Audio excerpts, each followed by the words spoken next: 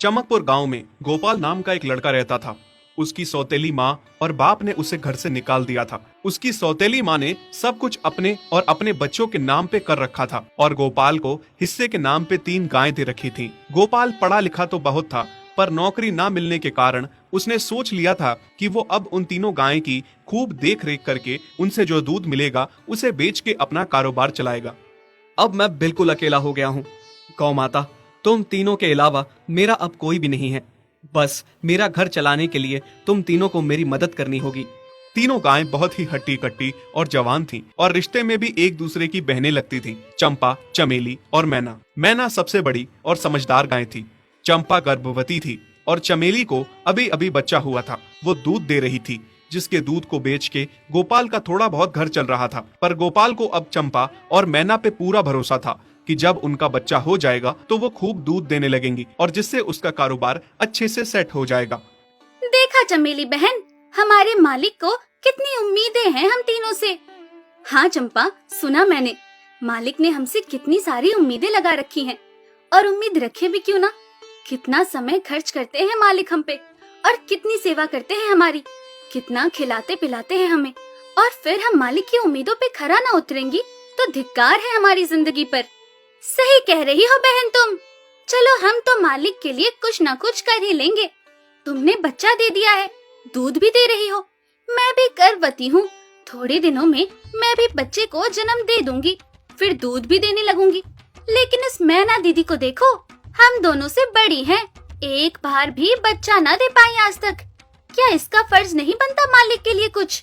ये तो बड़ी हैं, हमसे ज्यादा इसको मालिक के लिए करना चाहिए था, लेकिन हम छोटी होकर इतना सोच रहे हैं। तुम दोनों ऐसा क्यों कह रही हो? क्या गलत कह रहे हैं हम? सही तो कह रहे हैं। कितने सालों से बांझ पड़ी हो तुम। ऐसा कैसे कह सकती हो तुम? बच्चा देना ना देना मेरे हाथ में थोड़े ना है। मैं भी तो माँ बनना चाहती हूँ ना। मैं भी चाहती हूँ कि दूध दूँ और मालिक को मेरे दूध से कुछ फायदा हो। अरे तुम क्या बच्चा दोगी जो इतने सालों से नहीं दे पाई? तुम ये ख्वाब लेना बंद करो कि तुम बच्चा दोगी और तुम्हारे दूध से मालिक को कोई फायदा होगा।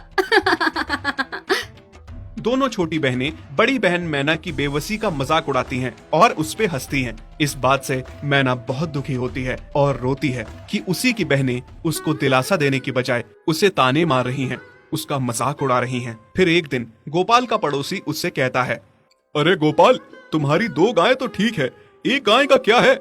उससे तुम्हें कोई फायदा नहीं है, बेच क्यों नहीं देते उसे? अरे नहीं नहीं भाई साहब, बेचना क्यों उसे? अभी बच्चा नहीं दे रही तो क्या पता कल वो बच्चा दे दे। कोई भी काम जल्दबाजी में नहीं करना चाहिए। अरे नहीं गोपाल, मेरे कहने का ये मतलब था कि तुम्हें अपना कारोबार जल्द खड़ा करने की जरूरत है, क्योंकि तुम्हारे घर वालों ने तुम्हारे साथ जो कुछ भी किया वो बहुत गलत था। अब तुम्हें जो भी करना है अकेले ही करना है।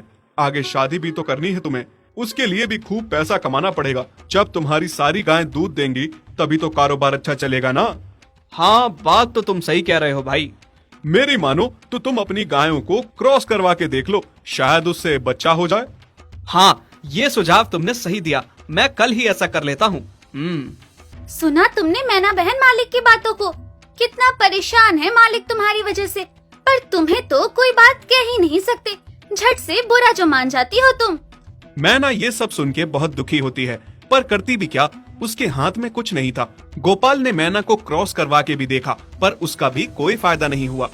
गोपाल, जो सुझाव मैंने तुम्हें दिया था, क्या वो तुमने आजमाया? हाँ भाई, वो भी करके देख लिया, पर उसका भी कोई असर ना हुआ। ये गाय किसी काम की नहीं है गोपाल, मेरी मानो तो इसे बेच दो। मैं सोच रहा हूँ एक बार फिर से क्रॉस करवा के देखता हूँ, शायद कोई बात बन जाए। देख लो, पर मुझे नहीं लगता। देखा, इन लोगों को भी पता चल गया तुम बच्चा नहीं दे सकती, तुम बांझ ही रहोगी। सही कह रही हो तुम दीदी, इतने जतन करने के बाद भी बच्चा नहीं हो रहा तो अब क्या होगा? गोपाल मैना को एक बार फिर से क्रॉस करवा लेता है। दोनों बहनें चंपा और चमेली मैना के बांझपन का मजाक उड़ाती हैं और उस पे खूब हंसती हैं। फिर एक दिन मैना चमेली के बच्चे के साथ खेल रही थी कि तभी चंपा देख लेती है। हाँ देख तो चमेली दीदी, ये मैना दीदी तेरे बच्चे के साथ क्या कर रही है? मुझे समझ में नहीं आ रहा, तू इस बांझ के साथ अपने बच्चे को कैसे छोड़ सकती है? जब मेरा बच्चा आ जाएगा